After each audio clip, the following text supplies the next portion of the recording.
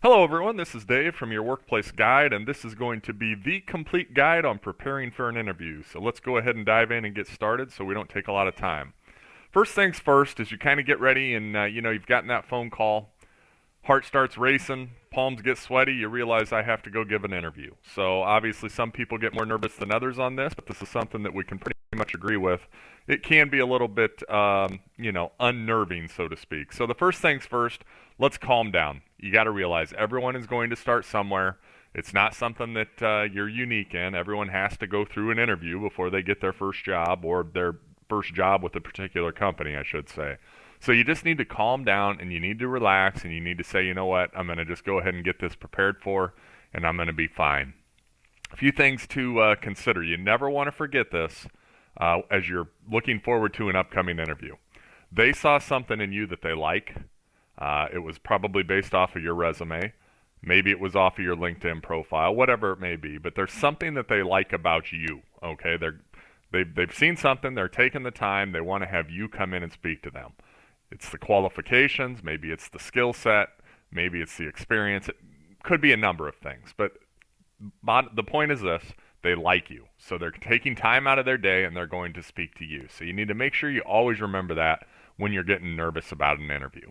Something about interviews, they're only as stressful as you make them, okay? So it's all in your head, 90% of it at least. So you go in, you start thinking about it, you're losing sleep at night as you're, lying in bed thinking about the next few days on how you're ever going to be able to, give a great interview. You can't do that. You just have to realize that as long as you prepare, and if you're willing to put in the time and effort, you're going to stand a very strong chance of finding success in an interview. Now, on the flip side of that, if you're not willing to prepare for it, you think that it's good, you're just going to go in and speak to them about your resume and your past experience, and you don't want to do any preparation outside of that, depending on the job, it's probably going to cost you. You're going to probably struggle compared to some of the other candidates. Execution, assuming that you're fully prepared, the actual interview itself simply becomes a conversation between you and the person conducting the interview. And that's all an interview really is. Preparation, being prepared for an interview, it allows you to have a relaxed environment, and that is absolutely key on giving a powerful, effective interview. Once you know it, just like anything, if you're giving a speech, a public presentation of some type, you've all probably been there. Once you feel that relaxation in the room, once you know that you've kind of hit your stride and things are starting to calm down, you're getting some smiles, whatever it may be, you're reading the body language. Once you get that relaxed environment, things go much smoother. There's no doubt about this. So the key on giving an effective interview, you're building the trust, obviously, but you have been well prepared. You've thought out your entire interview several times, and we'll get into this in just a bit, but now you're ready to go. So you want to get it to where it's just a relaxed conversation between you and the person doing the interview. So let's dive in. The actual, preparing. How are we going to prepare for an interview to knock it out of the park, so to speak? First things first, current and correct resume. So you've provided the company with a resume that they've called you off of. You want to make sure that this is the same resume that you're reviewing right now, because obviously people have different resumes for different jobs sometimes that they apply for. So make sure you're looking at the same resume that you submitted to the company. You're going to go through, you're going to highlight specifics on your resume that you feel could have been the potential reason that the company decided to call you for an interview. You're probably going to find this in the experience section. It may be something that you find in the skills section as well. But probably, honestly, most interviews, what it comes down to as far as you getting the phone call and wanting to come in, wanting them wanting you to have come in for the interview, it usually comes down to maybe one or two, maybe three line items on a resume, two things that maybe stuck out a little bit more than others. You got to realize there's something specific that each company's looking for when they're looking for these jobs.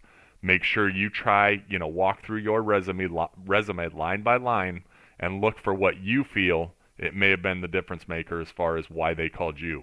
Highlight those, okay? We're going to come back to those, but you want to come with those experiences, with that skill set, whatever it is, those few items that you highlight that you feel, this is why they called me.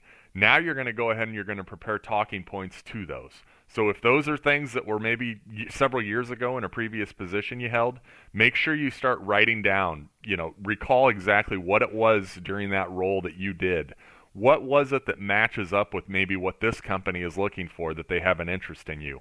You want to be able to speak to these things inside and out and go as detailed as they may want to go in the interview. So maybe it's a situation where they won't want to get very detailed and they just have some high-level questions on it. But you want to practice answering to your experience, to your skill set, whatever it is specifically on your resume that you feel matched up to this particular job. You want to practice over and over exactly how to answer those, how to speak to those. Next, you're going to determine the questions, okay? So basically an interview is going to be two components. They're asking you questions and you're answering, and then they're probably going to give you an opportunity to ask questions ask questions of them, and then they'll answer.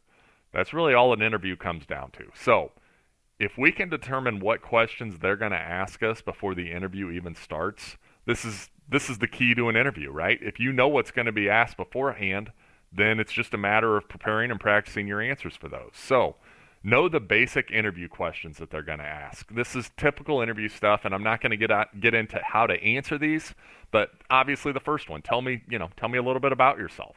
Biggest thing I would say on that one, make sure you do not go on for days and days with your answer on that very first question. Tell me a little bit about yourself. Try to keep it more professional, as far as your experience. Don't try to get real personal on that question, but just give them a quick answer, maybe 60 seconds, maybe 90 seconds.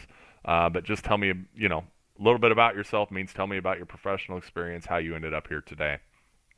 Some other basic questions, why do you want to work here? What are your strengths? What are your weaknesses? Why should we hire you? All of those, and you can obviously just pull a quick little Google search if you don't know your basic interview questions. But that's usually how they're going to start an interview. They're not going to come out with guns blazing, right out of the gate trying to put you in the hot seat.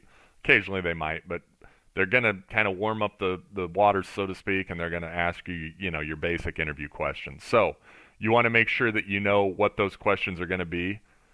Next thing you're going to do is you're going to determine what are the more difficult questions that they're likely to ask, okay? And you want to make sure you're writing all this down as you're preparing. You're going to be putting this all together for preparation. So difficult questions. What might that look like? They're trying to make you uncomfortable. They're trying to test you a little bit. So maybe a few examples here. What is an area that you have failed in? Whether it's professional, personal, tell me about a failure. Sometimes this can be a difficult question for people to ask, so it's one you may want to put a little thought into. Why did you leave a particular job? That's obviously one that many people are going to ask, and sometimes it can be a difficult answer, especially if, you were terminated or if you left on, uncomfortable situation, whatever that may be. But you want to just make sure you think that through because they're probably going to ask that. What are your weaknesses? That's a pretty obvious one that most interviews ask. That's also a basic interview question, but they could really drill down. If you're getting in depth as far as your past experience, they could really drill down on that as it relates to a specific, responsibility that you had in a previous job. So just make sure you're prepared with that one. And maybe another difficult question that they might come up with is, you don't stay at your track record of jobs here. It's too short. Why do you move from job to job? It looks like you bounce around a lot. Why is that? Make sure you're prepared to speak to that if your resume is such that, you don't have 5 years at your last job and 7 years previous. If you've got 2 years, 1 year, make sure you're prepared to speak to that question because that can be tough. So now you've got your questions. You've got your basic questions. You've got what you're considered to be more of your difficult questions. You've got those down, and now you're going to rehearse your answers. You're going to verbally practice answering all of those questions that you've written down, okay? Generally, first interview is going to last probably about 30, maybe 45 minutes. Second interview could obviously go forever. Just depends on how the company does things. But you want to make sure that you have a sufficient amount of questions to practice and rehearse so you've got all your bases covered on what questions could be thrown at you during the interview. If you really think about interviews, the questions that they're asking aren't rocket science. You can pretty well anticipate what they're going to be. The key is just preparing ahead of time on how you're going to answer those questions and speak to each thing with those. So now we're going to put it all together, okay? You've got the questions. You've been practicing these verbally. Now you're going to actually stand in front of a mirror, and you're going to give your spiel. Okay, you're going to ask the question out loud to yourself, and then you're going to answer each question out loud to yourself, and you're going to be noticing for things that you're doing in the mirror. Maybe you're touching your ear, maybe you're touching your nose, maybe you're doing some gesture that you don't realize, maybe your posture is poor.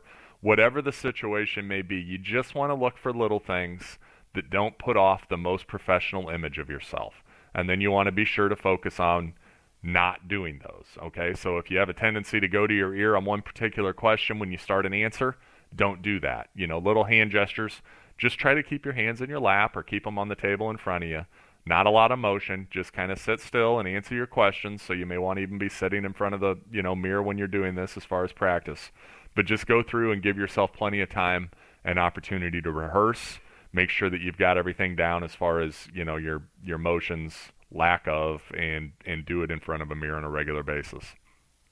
So after you've done the mirror, now you're going to ask somebody, friend, family member, whoever it may be, to role play.